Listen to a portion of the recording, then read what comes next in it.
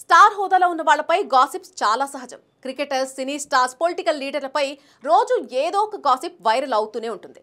తాజాగా ఎవ్వరూ ఊహించని ఇద్దరు వ్యక్తులపై గాసిప్స్ క్రియేట్ అయ్యాయి.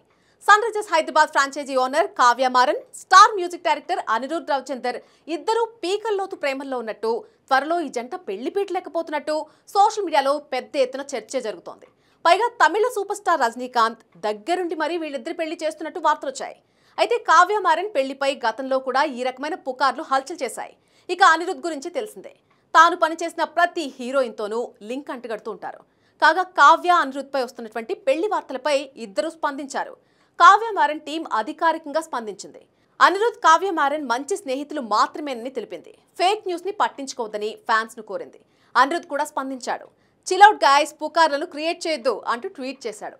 ఈ పోస్ట్ తో అనిరుద్ తన పెళ్లి గురించి వస్తున్న ఊహాగానాలకు ఫుల్ స్టాప్ పెట్టేశాడు.